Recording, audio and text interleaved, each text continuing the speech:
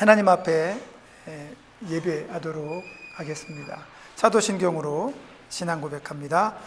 전능하사 천지를 만드신 하나님 아버지를 내가 믿사오며 그 외아들 우리 주 예수 그리스도를 믿사오니 이는 성령으로 잉태하사 동정녀 마리아에게 나시고 본디오 빌라도에게 고난을 받으사 십자가에 못 박혀 죽으시고 장사한 지 사흘 만에 죽은 자 가운데서 다시 살아나시며 하늘에 오르사 전능하신 하나님 우편에 앉아 계시다가 저리로서 산자와 죽은 자를 심판하러 오시리라. 성령을 믿사오며 거룩한 공회와 성도가 서로 교통하는 것과 죄를 사하여 주시는 것과 몸이 다시 사는 것과 영원히 사는 것을 믿사옵나이다. 아멘.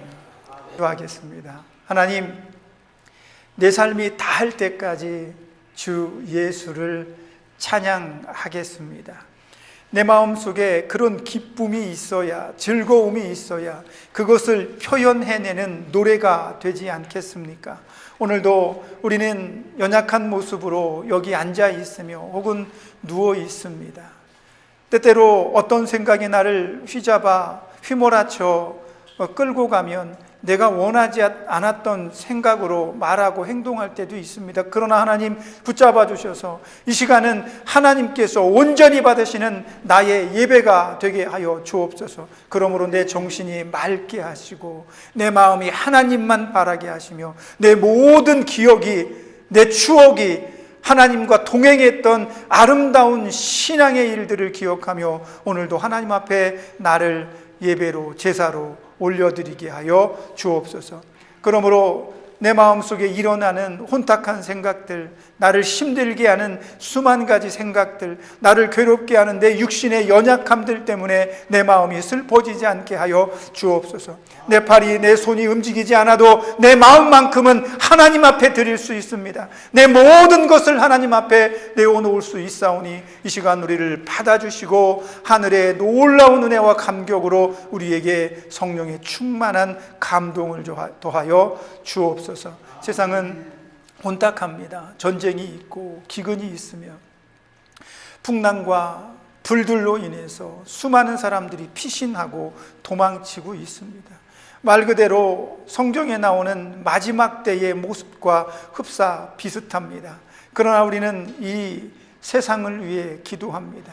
여전히 이 세상의 수많은 영혼들이, 어쩌면 내 사랑하는 자녀들이 하나님 안에 아직도 들어오지 못했기 때문입니다. 주님 붙잡아 주셔서 내가 여기서 울며 기도할 때 내 자녀들이 예수와 동행하는 삶을 살게 하시고 성령을 만나는 은혜가 있으며 하나님을 섬기는 놀라운 역사가 일어나게 하여 주시고 이 세상 가운데 있는 수많은 영혼들이 하나님을 만나는, 예수 그리스도를 영접하는 위대한 일들이 있게 하여 주옵소서. 작게는 우리를 보살피고 치료하는 이 병원의 모든 손길들이 하나님을 알기를 원합니다. 그들에게 내가 말로는 전할 수 없지만 내 삶의 모습으로 그들에게 복음을 전하는 아름다운, 오늘도 복음 전도자로서의 삶을 살 수 있도록 이 예배를 통해 우리를 충만하게 하시고 하나님의 음성을 듣게 하여 주옵소서. 마치는 시간까지 우리 예배와 함께 하시고 우리 마음을 온전하게 지켜주실 줄로 믿습니다. 예수님의 이름으로 기도합니다. 아멘. 하나님 말씀 찾아봅니다. 이사야서 1장 10절에서 12절 말씀까지입니다. 이사야서 1장 10절에서 12절 말씀까지입니다. 찾으신 것으로 알고 우리 다 같이 한 목소리로 합독하겠습니다. 제가 시작하면 합니다. 자, 시작. 너희 소돔에 권한더라 여호와의 말씀을 들을지어다. 너희 고모라의 백성아 우리 하나님의 법에 귀를 기울일지어다. 여호와께서 말씀하시되 너희의 무수한 재물이 내게 무엇이 유익하뇨? 양의 번제와 살진 짐승의 기름에 배불렀고 나는 숫송아지나 어린 양이나 순염소의 피를 기뻐하지 아니하노라. 너희가 내 앞에 보이러 오니 이것을 누가 너희에게 요구하였느냐? 내 마당만 밟을 뿐이니라. 아멘. 아주 오래전에 이 본문의 말씀을 읽고 굉장히 충격을 받았습니다. 왜냐하면 나름대로 굉장히 열심히 한다고 생각하고, 저는 18살, 고등학교 3학년 때니까 19살 정도 됐나요? 고등학교 3학년 때부터 작은 개척교회였기 때문에 목사님이 학생부, 청년부 이렇게 해서 설교를 시켰습니다. 전도사는 아니고 간사라는 이름으로 활동을 했어요. 그래서 굉장히 오래됐죠. 근데 그렇게 오래 했는데도 지금도 잘하지 못합니다. 아무리 해도 잘 안 늘어. 그런데 그때 말씀을 준비하다가 이 말씀을 봤는데, 나름대로 굉장히 열심히 한다고 생각하고 최선을 다해서 하나님을 섬긴다고 생각을 했는데, 오늘 본문의 말씀을 보면서 적잖이 놀랐습니다. 우리는 항상 하나님 앞에서 내가 괜찮은 사람이라고 생각을 합니다. 이 정도면 됐지, 이렇게 열심히 했으면 괜찮은 거 아니야? 요즘도 교회는 굉장히 많이 유행처럼 성도들이 아침부터 저녁까지 교회에 머무는 것을 좋아합니다. 그래서 주일날만 교회에 나가서 충성하고 헌신하는 것이 아니라 일주일 동안 열심히 일하고 토요일, 주일날 교회 가서 봉사하고 또 충성하고 뭐 이렇게 합니다. 그리고 평일날에도 나와서 시간이 되는 대로 수요 예배도 드리고 새벽 예배도 드리고 또 성경 공부도 합니다. 이렇게 바쁘게 교회 안에서 성도들을 열심히 살게 해야 세상에서 다른 생각을 안 하고 오직 예수님만 따라 믿고 산다고 생각을 그렇게 하는 거예요. 그래서 교회에는 수많은 프로그램들이 있습니다. 저도 그렇게 해왔고 그런 그 배움을 많이 추구를 했었습니다. 근데 가만히 생각해 보면 그렇습니다. 우리가 교회에서만 살면, 교회에서만 배우고 교회에서만 그 삶을 사면 우리는 세상에 나가서 언제 그리스도인으로 살아갑니까? 우리는 그게 정답인 줄 알았고 그게 옳은 줄 알았고 그게 맞는 거라고 생각을 했습니다. 그러나 수많은 기독교인들은 세상에 보냄을 받은 어린 양과 같은 존재라고 예수님께서 말씀을 했어요. 그러니까 우리가 일주일 동안 세상에서 열심히 그리스도인으로 살다가 주일날 예배 드리고 하나님 앞에 나와서 충성도 하고 성도들에게 봉사도 하고 사귀고 하는 그런 일들을 합니다. 그리고 우리는 다시 월요일부터 교회로 나가는 것이 아니라 어쩌면 세상으로 나가야 돼요. 세상으로 나가서 자기가 배우고 익힌 믿음의 모습을 세상에게 드러내야 하고 복음으로 전해 주어야 합니다. 그런데 우리는 교회에 많이 가고 기도 많이 하면 하나님이 기뻐하시는 믿음의 삶인 줄 알고 있었다는 거죠. 그래서 교회에 주일날 혹시 못 가면 마음에 죄책감이 듭니다. 수요 예배라든지 새벽 예배 한 번 빠지면 대단히 큰 일을 잘못한 것처럼 마음에 그런 죄책감이 들기도 해요. 그런데 오늘 본문의 말씀에 보니까 하나님께서 오죽 답답하셨으면 이런 말씀을 하실까 싶은 그런 말씀이 등장을 합니다. 그게 무슨 얘기냐면, 하나님께서는 언제나 이스라엘 백성들을 바라보고 계십니다. 그러면서 오늘 우리가 10절에 읽은 그 본문의 말씀에 보면 하나님은 이스라엘 백성들에게 뭐라고 말씀하시냐면 소돔아 들어라, 고모라야 들어라, 이렇게 얘기를 합니다. 이 굉장히 충격적인 얘기입니다. 하나님께서 부르신 그 백성들을 향해서 하나님은 소돔이라 말하며 고모라라고 불러 제끼는 겁니다. 이게 무슨 의미입니까? 소돔과 고모라는 멸망을 당한 도시입니다. 한 사람도 살아남지 못했습니다. 롯의 가정도 간신히 살았습니다.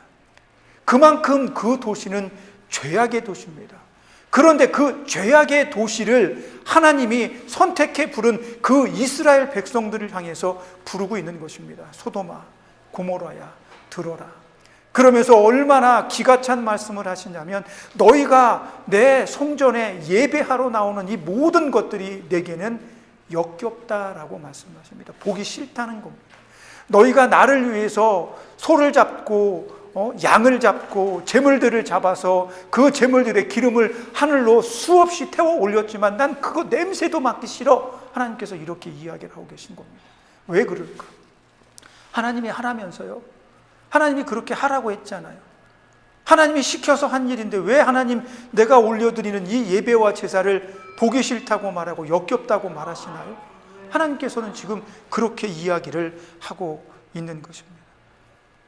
12절에 보면 너희에게 누가 그걸 요구했느냐 그렇게 얘기를 하십니다. 아니, 하나님께서 율법으로 만드신 거잖아요. 모세에게 주셔서 우리 조상들이 수천 년간 이걸 그렇게 했고, 우리도 엄마가, 아버지가, 할아버지가 했던 것처럼 교회에 나가서 예배하고 찬양하고 기도하고 골방에 들어가서 기도하는 이 모든 시간들을 가지잖아요. 그런데 하나님께서는 그런 모든 것들에 대해서 내가 언제 너희한테 그걸 원했냐라고 이야기를 합니다. 그러면서 말씀하시기를 헛된 죄물을 다시 가져오지 말라. 분향하는 것을 내가 가증히 여긴다라고 이야기를 13절에서 하십니다. 하나님께서 우리에게 예수 그리스도를 온전하게 바르게 믿고 따르라고 말씀하신 건 분명합니다. 그래, 나이가 자꾸 드니까 그냥 두세요. 손에 뭐가 다 그렇죠? 젊었을 때 예뻤던 손에는 하얗게, 그냥 우리 서방님이 내 손 꼭 붙잡고 말이야, 여보 사랑해 그러면 손이 부들부들 할 정도로 그렇게 손이 좋았는데, 지금은 나이가 먹으니까 여기 좀 조그맣게 얼룩도 생기고 점도 생기고 그래요. 나이가 들면 그렇게 됩니다. 하나님이 우리에게 이 땅에서 살려고 한평생을 주셨는데, 우리 생의 마지막 부분에 가서 하나님을 만날 즈음 되면 우리 몸은 이 땅에 놓고 가야 돼. 다 썼잖아. 많이 썼어요. 다 써서 고장나기도 하고 여기저기 아프기도 합니다. 그래서 여러분이 천국에 가실 때는 여기에 있는 모든 여러분의 육신조차도 다 두고 갑니다. 그리고 하늘나라에 가면 하나님께서 여러분의 영혼을 받으실 겁니다. 그리고 예수께서 재림하시는 날에 여러분이 생각했던 가장 아름답고 예쁜 모습으로 여러분들은 부활하실 것이라고 믿습니다. 그러나 그렇게 되기 전까지 우리는 믿음으로 하나님의 말씀을 순종하고 하나님께서 원하시는 길을 걸어야만 합니다. 그러나 오늘 본문의 말씀 속에서는 이스라엘 백성들이 하나님의 입에서 소돔과 고모라 같은 자들이라 이런 이야기를 들을 정도로 퇴락하고 그들은 아주 악한 자들이 되어져 버리고 말았습니다. 왜 마당만 밟아야 되나요? 오늘 설교 말씀의 제목입니다. 왜 마당만 밟아야 되나요? 우리는 몰랐습니다. 모르고 있는 겁니다. 이스라엘 백성들도 몰랐습니다. 하나님이 이렇게 말씀하기 전까지 자신들이 늘 즐겨서 찾았고 시간마다 찾았던 그 성전을 밟는 자신들의 그 발바닥, 그 걸음이 하나님 보시기에는 악한 것이며 덧없고 의미 없는 것이었다는 사실을 몰랐습니다. 그전까지는 교회 가서 열심히 충성하고 헌신하고 봉사하면 그것이 하나님이 제일 기뻐하시는 것인 줄 알았기 때문입니다. 그래서 마당만 밟는 사람들의 특징을 생각해 보려고 합니다. 우리는 수없이 오랜 시간 동안 주일날 새벽 예배, 그리고 또 수요 예배, 또 한국은 금요 철야 예배, 정말 많은 시간 동안 우리는 교회에 찾아가서 예배하고 찬양하고 기도했습니다. 그러나 어쩌면 그것이 오늘 본문의 이스라엘 백성들을 향해서, 자기 백성들을 향해서 이 망해 없어질 소돔과 고모라라고 불렀던 그 사람처럼 혹시 내가 그 길을 걷고 있는 것이 아닌가 늘 되새겨 보아야 합니다. 그래서 마당만 밟는 사람들의 특징을 가만히 한번 생각해 보면 이런 생각이 우스갯소리로 떠올랐습니다. 저는 한국에 있을 때 이제 노회, 교단 있고 노회가 있고 시찰도 있는데 임원을 좀 했어요. 그러다 보니까 많은 목사님들을 알 거 아니에요. 목사님들이 굉장히 많잖아요. 교단에 또 노회에도 많습니다. 지역에. 근데 거기서 임원을 하다 보면 경조사가 그렇게 많아요. 한 주도 안 빼놓고 매주 가야 될 때도 있고 좀 많이 갑니다. 왜냐하면 앞에 서 있거나 아니면 임원이면 대표로도 가고 또 누구랑도 가고 누구랑도 갑니다. 그러니까 자주 다니다 보니까 사실은 목사님은 아는데 그 목사님 자제분들이나 이런 사람들 잘 몰라. 그러니까 가서 목사님 인사하고 봉투 이렇게 내고 이렇게 이렇게 축하한다고 하고 이렇게 돌아오는 경우도 많이 있습니다. 우리가 흔히 경조사에 가보면 세 가지 부류의 사람들이 있어요. 첫 번째 부류의 사람들은 굉장히 바쁜 사람들입니다. 안 올 수는 없고 친분이 있으니까 와야죠. 그래서 와서 얼른 혼주나 상주나 인사만 딱 하고 얼굴 도장만 딱 찍고 얼른 갑니다. 바쁘니까 그래요. 이런 사람들은 굉장히 바빠서 거기 참석하는 것만 해도 굉장히 큰 일이죠. 두 번째 부류의 사람들은 일단 결혼식장에 딱 가면 먼저 혼주하고 인사하고 아는 분들하고 인사하고 그리고 나서 그 축의금 봉투에 넣어서 거기 가서 이제 저기 가서 식권하고 교환합니다. 그리고 나서 바로 식당으로 갑니다. 바로 식당에 가서 밥 먹고, 왜 늦게 가면 사람도 많고 음식도 부족할 것 같으니까 가서 그냥 가자마자 봉투 내고 식권하고 교환해서 가서 식사하고 거기 앉아 있다가 혼주 오면 다시 또 집으로 갑니다. 그리고 이제 마지막 세 번째 부류의 사람들은 처음부터 기쁜 마음으로 예식장이든 그 홀에 들어가서 박수치고 격려해주고 끝나고 나서 고생했다고 하고 할 거 다 하고 끝까지 자기의 마음에 진심을 담아서 그렇게 축복하고 그렇게 오는 사람들이 있습니다. 우리가 가만히 보면 세 부류의 사람들이 요즘엔 또 그래요.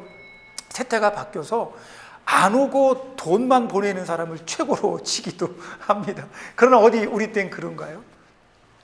누군가 경조사가 있으면 꼭 찾아가서 축하한다고 하고 또 위로할 일이 있으면 위로하고 조그만 봉투에 내 성의도 담아서 그에게 주고 내 마음을 주고 오는 겁니다. 이런 것이 우리가 축하하거나 위로한다는 것의 본질인데, 많이 참석하다 보고 또 많은 일들을 경험하게 되면 이런 일들이 굉장히 형식적으로 되는 경향들이 많이 있는 것 같아요. 근데 오늘 본문의 말씀에 보니까 비슷한 것 같아요. 하나님 앞에 진심으로 전심으로 자기 마음을 담아서 예배하는 자가 있고, 그저 주일날 교회 안 나가면 득달같이 저녁 때 목사님 전화 오고 한 주일 내내 왜 안 나오셨냐고 찾아오고 하니까 이런 것들도 부담스럽고 또 누구도 보고 싶으니까 가는 분들도 있고, 안 그러면 천국은 가야 되겠고 주일은 또 예배를 드려야 된다고 하니까 또 가서 얼른 가서 예배만 참석하고 오시는 분들도 있을 거라고 봅니다. 때로는 바빠서 그럴 수도 있고 이럴 수도 있고 저럴 수도 있을 거예요. 그러나 하나님께서는 그럼 어떤 사람들의 마음을 보실까라는 겁니다. 우리가 하나님의 성전에 들어갈 때 그 성전에는 넓은 마당이 있습니다. 그 마당에 발을 딱 내딛을 때부터 하나님께서는 그 사람의 마음을 보시는 게 아닙니다. 그가 그 전날부터 아니면 그날 아침에 일찍 일어나서 내가 하나님 앞에 가야지 하면서 목욕 재개하고 깨끗하게 씻고 준비하고 제일 좋은 옷으로 입고, 예전에 어머님 보니까 돈을 헌금을 하려고 하면 다리미로 꾹꾹 눌러서, 옛날에는 빳빳한 돈이 별로 없었잖아요. 다리미로 눌러가지고 이렇게 스팀 이렇게 해가지고서 빳빳하게 만들어서 봉투에 넣어서 헌금을 해요. 이런 마음들이 하나님 보시기에 정성스러운 것입니다. 우리의 마음을 하나님께서는 우리가 하나님의 성전의 마당을 밟기 이전부터 하나님은 내 마음을 바라보고 계십니다. 내가 성전에 나오는 바로 그 전날에 내가 어떠한 마음가짐으로 그리스도인으로 살았는지 하나님은 그걸 보고 계신다는 겁니다. 그런데 세상 사람들, 많은 그리스도인 가운데 많은 분들이 그렇게까지 생각을 못합니다. 어떤 분들은 주일날 아침에 정성스러운 것만 해도 괜찮죠. 그럼 어떤 분들은 한 주일 동안 여러 가지로 잘못도 하고 거짓말도 하고 못된 일도 하고 악한 일도 하고 싸우기도 하고 누구에게 원한 사는 일도 해놓고 그 다음날 아침에 아무 일 없었다는 듯 교회에 나옵니다. 그런데 하나님 보시기에 이런 사람들의 마음이 안 좋은 거예요. 하나님을 섬깁니다, 하나님께 예배합니다라는 그 마음 안에는 예배하는 자의 아름다운 삶의 모습들이 깔려 있어야 된다는 겁니다. 그래서 성경의 많은 부분에서 거짓말하지 말라고 하잖아요. 남의 것을 빼앗지 말라고 하잖아요. 마음속으로조차도 나쁜 생각하지 말라고 하시잖아요. 이런 것들을 지켜낸 사람이 하나님 앞에 나가 예배할 때 하나님은 그 예배를 받으시는 것이 아닐까 싶은 생각이 듭니다. 그런데 우리는 많은 순간 자꾸 잊어버립니다. 그냥 교회에 나가서 눈 한번 감고 하나님, 내가 지난 일주일 동안 잘못했던 거 다 용서해 주세요, 예수님의 이름으로 기도합니다. 그리고 신나게 예배하고 찬양하고 기도하고 오면 내가 오늘 거룩한 주일을 잘 성수해서, 이런 마음이 드나 봐. 그럴 수 있습니다. 그러나 하나님 보시기에는 그것이 옳지 않을 수도 있다는 겁니다. 우리가 하나님 말씀 보면 사무엘하 11장 27절 사무엘하 11장 27절의 말씀에 보면 이런 내용이 있습니다. 제가 읽어드리겠습니다. 사무엘하 11장 27절. 제가 이건 찾으라고 얘기를 안 해서 됩니까? 네. 사무엘하 11장 27절입니다. 우리 다 같이 한번 큰 목소리로 읽어볼게요. 시작. 장례를 마침에 다윗이 사람을 보내 그를 왕궁으로 데려오니 그가 그의 아내가 되어 그에게 아들을 낳으니라. 다윗이 행한 그 일이 여호와 보시기에 악하였더라. 아멘. 다윗이 누굽니까? 하나님께서 가장 사랑하셨던 이스라엘 왕 중에 한 사람입니다. 그런데 오늘 본문의 말씀에 제일 마지막에 뭐라고 말씀하십니까? 하나님 보시기에 악하였더라 그럽니다. 다윗은 순식간에 악한 사람이 되었습니다. 아니 도대체 얼마나 악했으면 하나님 보시기에 악당이라고 이야기를 하는 겁니까? 오늘 본문에 우리가 금방 읽었던 이 사무엘하의 21장 27절의 말씀에 보면 그 분위기가 나타납니다. 이 분위기가 무슨 내용이냐면 자기에게 충성하고 국가에 충성했던 우리아가 전쟁터에 맨 앞줄에 서서 싸우는데 자기 장군들에게 명령해서 그가 제일 앞으로 나가서 달려나가 싸우게 한 다음에 그가 적군들과 마주쳤을 때 너희는 다 후퇴해버려 이렇게 된 거예요. 막 싸우다 보니까 다 도망가고 자기 혼자만 남은 거야. 근데 우리아가 거기서 아이고 나 살려라 하고 도망간 게 아니라 걔는 그 사람은 끝까지 거기서 나라를 위해서 다윗을 위해서 싸우다 장렬히 전사하게 됩니다. 그런 사람의 장례를 오늘 치르고 있는 거예요. 얼마나 슬픕니까? 이 사람의 아내 바세바는 자기 남편의 죽음에 슬퍼하며 울었다라고 기록합니다.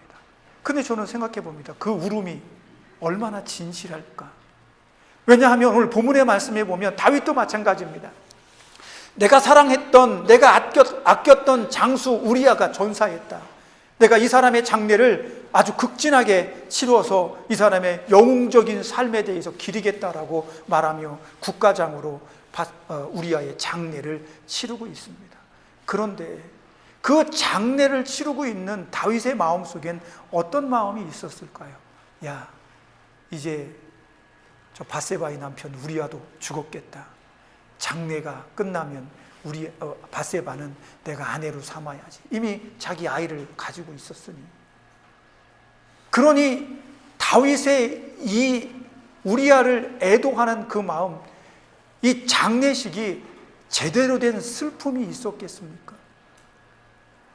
하나님 보시기에는 극악하게 나쁜 겁니다. 자기 충신을 죽인 것도 모자라 그의 장례식장에서 장례가 마쳐지자마자 바세바를 궁으로 불러들여서 자기 아내로 삼아버립니다. 체면이 좀 있으면, 양심이 좀 있으면 3년상이라고, 한국은 부모님 돌아가시면 3년상이라고 하는데 자기 남편이 죽었으면 몇 개월이라도 좀 슬픔을 좀 슬프도록 애도하도록 놔두면 안 돼요. 장례가 끝나자마자 바세바를 데려다가 왕궁에 데려다 자기 아내로 삼아버리는 거예요. 그러니 이 사람이 우리아를 위해서 장례를 지냈던 그 장례가 진실로 슬퍼하고 애도하는 장례였겠습니까? 그 안에는 거짓이 가득 숨어 있었던 겁니다. 하나님은 그런 다윗의 모습을 보면서 악하다라고 말하는 겁니다. 세상에 이처럼 악한 놈이 어디 있느냐? 하나님은 그렇게 말씀하고 있는 것입니다. 그런데 다윗만 그런 악한 마음이 있는 것도 아니라 오늘 하나님의 마당을 밟는 수없이 많은 이스라엘 백성들이 소돔과 고모라처럼 악한 그런 모습으로 하나님의 마당을, 성전을 왔다 갔다 하고 있다고 하는 얘기입니다. 내 마음속에 무슨 생각이 들어집니까? 오늘도 하나님 앞에 예배해야 되는데 내 속에는 누군가를 미워하는 마음이 있고 하나님 앞에 열심히 살지 못했던 거짓된 마음들이 있는데 그것만 가지고 나와서 사람은 속입니다. 여기 나와 있으면 사람은 모두 속아요.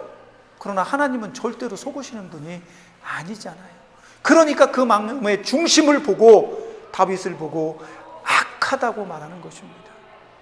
진짜 슬픔이 아니고 진짜 애도가 아니기 때문에, 혹 저와 여러분의 예배가 진짜 하나님 보시기에 거룩하고 진짜 구별된 예배가 아니라면 얼마나 안타깝겠는가 하는 생각이 들어집니다. 하나님은 저와 여러분을 사랑하십니다. 그렇게 사랑하시기 때문에 하나님은 저와 여러분에게 예수님 자신의 아들까지도 내어 주신 것입니다. 그런데 우리 인간은 하나님의 그런 사랑을 온전히 소화해내지 못합니다. 시편 7편 12절을 찾아보겠습니다. 시편 7편 12절입니다.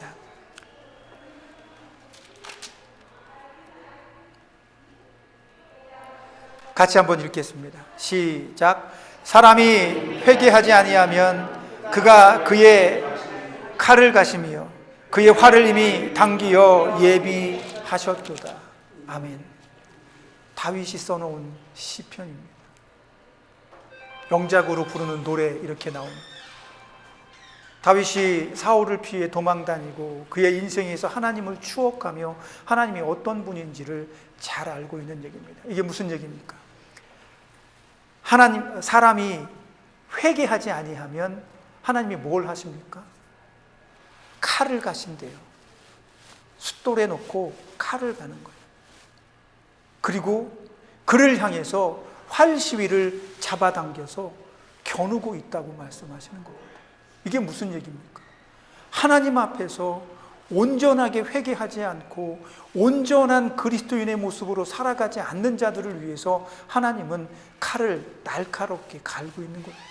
칼을 가는 가장 큰 이유가 무슨 이유입니까? 목을 베든 어떤 심판을 하신다는 얘기가 아니겠어요.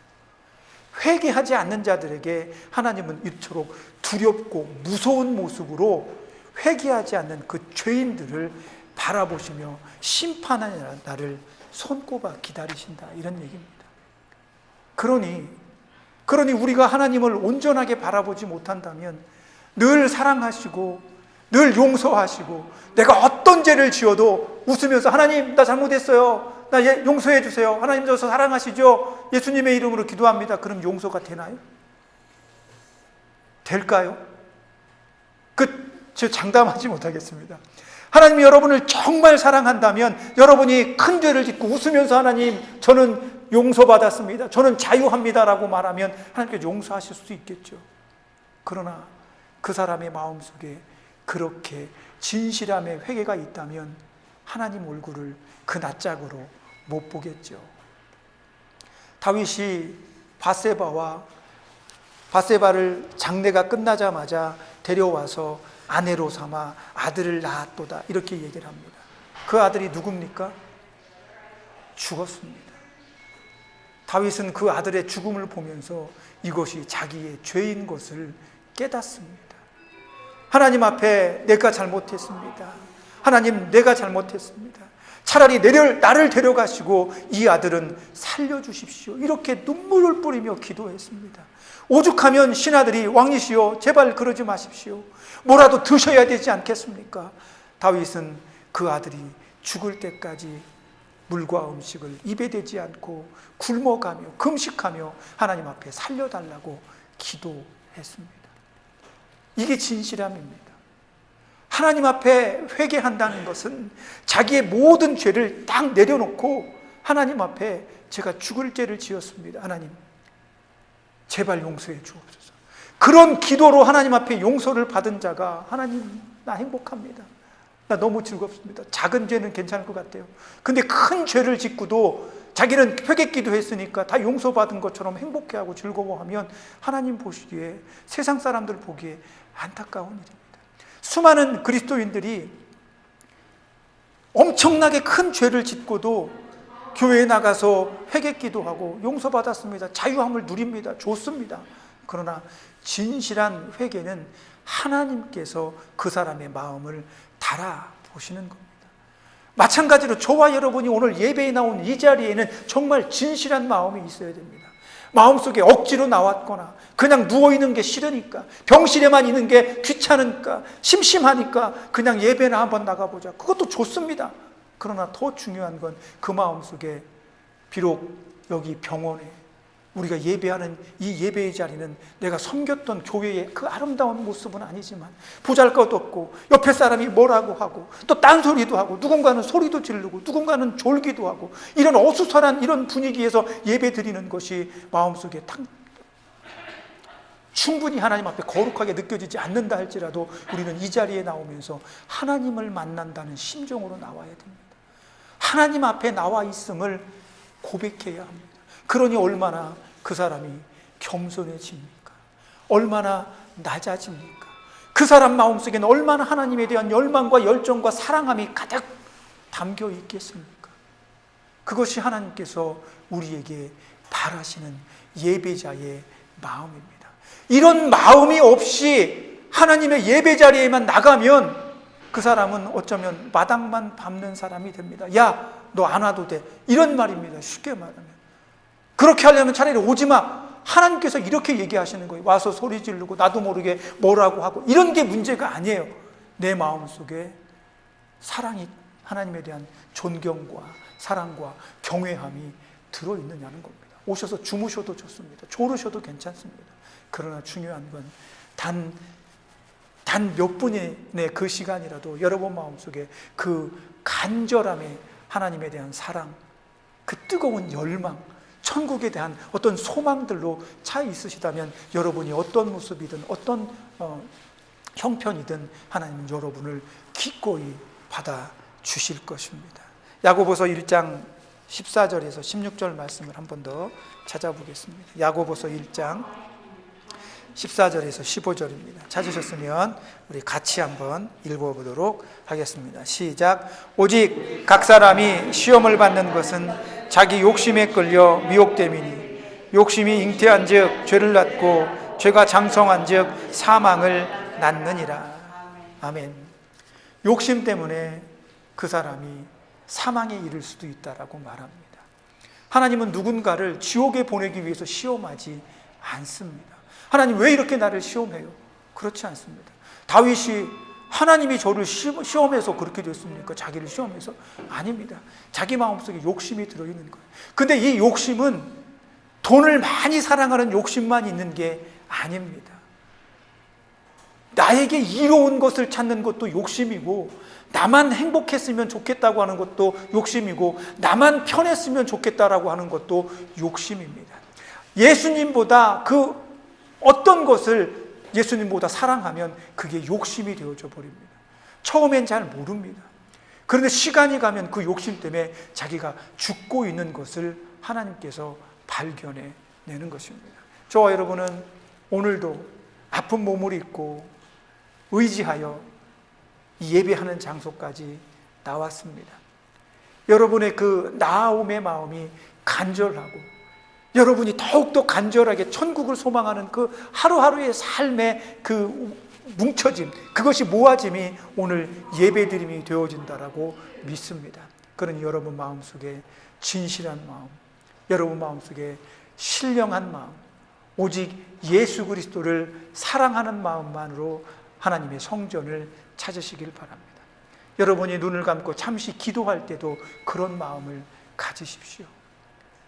하나님께서 여러분의 모든 것을 받으십니다.